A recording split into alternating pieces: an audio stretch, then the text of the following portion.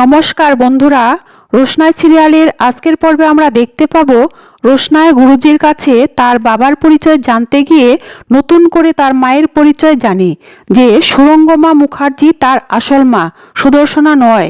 এটা জানার পর রোশনাই ভীষণভাবে ভেঙে পড়ে, মন খারাপ হয় আর কাঁদতে কাঁদতে বলে, সুরঙ্গমাকে আমি আমার মা বলে মানি না।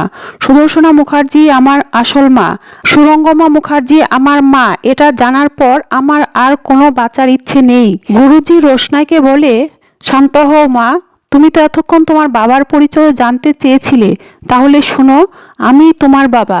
তুমি আমাকে ক্ষমা করবে না মা? তুমি আমাকে বাবা বলে ডাকবে না, ক্ষমা করবে না? রোশনাই তখন গুরুজি রঞ্জন প্রসাদকে বাবা বলে জড়িয়ে ধরে কান্না করতে থাকে। গুরুজি বলে, মা, এত ভেঙে পড়লে চলবে না, তোমাকে আরও শক্ত হতে হবে, নয়নতারা রূপে তোমাকে প্রতিষ্ঠিত হতে হবে। রোশনাই বলে, হ্যাঁ বাবা, ঠিকই বলেছ, আমি নয়নতারা হয়ে বেঁচে থাকতে চাই, কারণ সবাই জানে রোশনাই মরে গেছে, আমি আর রোশনাই হতে চাই না। এরপর বাবা মেয়ে দুজনে বারান্দায় বসে গল্প করতে থাকে। কিছুক্ষণ পরে বাড়ির দারোয়ান এসে ডাক দেয়, গুরুজি। গুরুজি তখন বলে, বলো। দারোয়ান বলে, একজন লোক এসেছে নয়নতারা ম্যাডামের সাথে দেখা করার জন্য। গুরুজি বলে, তুমি ওনাকে ভেতরে নিয়ে এসো। আর তুমি ওনার নাম জিজ্ঞাসা করেছ? কোথা থেকে এসেছে জিজ্ঞাসা করেছ? দারোয়ান বলে, হ্যাঁ গুরুজি, জিজ্ঞাসা করেছি। ওনার নাম আরণ্যক চ্যাটার্জি, উনি কলকাতা থেকে এসেছেন। গুরুজি বলে, ঠিক আছে, তুমি ওনাকে বসতে বলো, আমরা আসছি। তখন রোশনাই বলে, বাবা, তুমি এটা কি করলে? ওনাকে বসতে বললে কেন?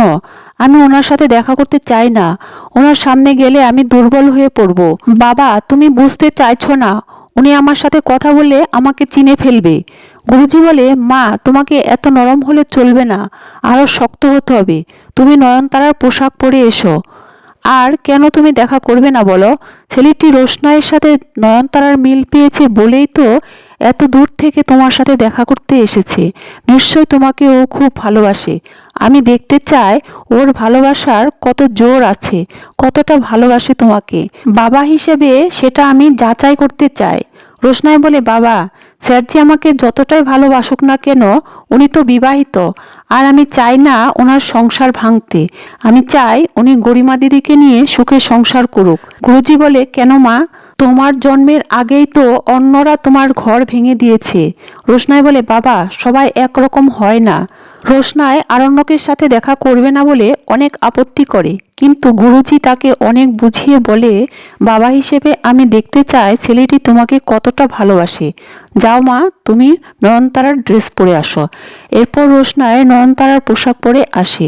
গুরুজি আরণ্যককে জিজ্ঞাসা করে, তুমি কেন আমার মেয়ের সাথে দেখা করতে এসেছো? আরণ্যক তখন সত্যি কথা বলে দেয়, আমার পরিচিত একজনের সাথে আপনার মেয়ের হুবহু মিল আছে, তাই আমি আপনার মেয়ের সাথে দেখা করতে এসেছি। এরপর রোশনাই আরণ্যকের সামনে এসে বলে, শুধু চেহারার মিল আছে তাই আপনি এখানে চলে এলেন? আরণ্যক তখন অবাক দৃষ্টিতে রোশনাইয়ের দিকে তাকিয়ে থাকে। রোশনাই বলে, আপনি কি শুধু আমার দিকে তাকিয়ে থাকবেন নাকি কিছু বলবেন? আরণ্যক তখন ভাবতে থাকে, মেয়েটি হুবহু রোশনাইয়ের মতো, কিন্তু কথা বলার ভঙ্গি অন্যরকম।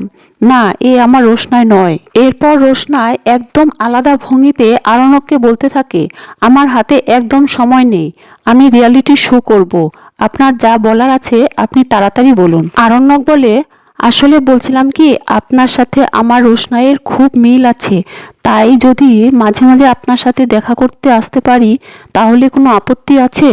রোশনাই বলে, এ আপনি কি বলছেন? আপনি এতটা ফরওয়ার্ড হওয়ার চেষ্টা করছেন কেন? আপনি আমার ফ্যামিলিকে এভাবে ডিস্টার্ব করতে পারেন না। আশা করি আপনার যা প্রয়োজন ছিল সেটা মিটে গেছে, তাই আপনি আসুন। আরণ্যক যেতে চায় না। তখন গুরুজি বলে, মিল আছে তো কি হয়েছে, তাই বলে তুমি তোমার সংসার বাদ দিয়ে আমার মেয়ের কাছে এসে বসে থাকবে? যে মরে গেছে তার কথা না ভেবে কাজে মন দাও। এরপর গুরুজি আরণ্যককে বলে, আচ্ছা বাবা, তুমি কি করো? রোশনাই তখন মুখ ফসকে বলে ফেলে, উনি বিরাট বড় একটা কোম্পানিতে চাকরি করে। আরণ্যক তখন ভাবতে থাকে, এই মেয়েটি নিশ্চয়ই আমার রোশনাই, তাহলে কি করে জানলো যে আমি বড় একটা কোম্পানিতে চাকরি করি? রোশনাই তখন হতভম্ব হয়ে যায় আর ভাবতে থাকে, এ আমি কি বলে ফেললাম। এরপর গুরুজি আরণ্যককে তাদের সাথে খাবার খেতে বলে। আরণ্যক বলে, না গুরুজি, আজ না, আরেকদিন খাবো। তো তো বন্ধুরা, আরণ্যক রোশনাইয়ের সবটা জানার পর যদি রোশনাইকে তাদের বাড়িতে নিয়ে যায়, সব অধিকার ফিরিয়ে দেয়, তাহলে তোমাদের কেমন লাগবে অবশ্যই কমেন্ট করে জানাবে। আর আমার সাথে থাকবে পরের আপডেট পাওয়ার জন্য। Thank you.